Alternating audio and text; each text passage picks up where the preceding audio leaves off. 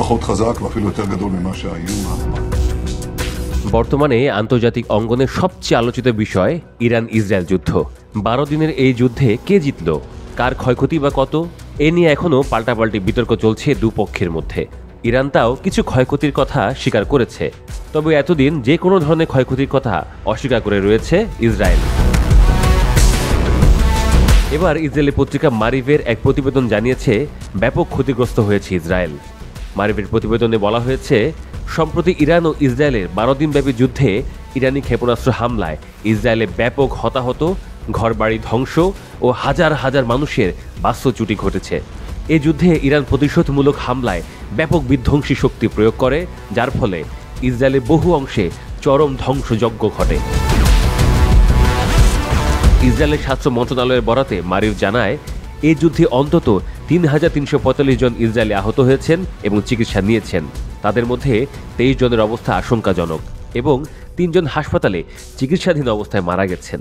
শুধু শারীরিক ক্ষয়ক্ষতি নয়, মানসিক স্বাস্থ্যেও এই যুদ্ধ ভয়াবহ প্রভাব ফেলেছে। স্বাস্থ্যকর্মীরা বলছেন, ট্রমা ও মানসিক বিপর্যয়ের শিকার রোগীর সংখ্যা হঠাৎ করে বেড়ে গেছে। অনেকে নতুন করে মানসিক চিকিৎসা নিচ্ছেন, আবার অনেকে আগের রোগের পুনরাবৃত্তিতে হাসপাতালে ফিরছেন।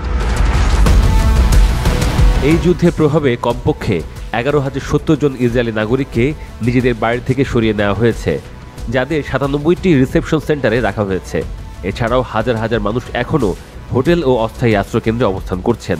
কবে তারা নিজেদের বাড়িতে ফিরতে পারবেন তার উত্তর জানা নেই।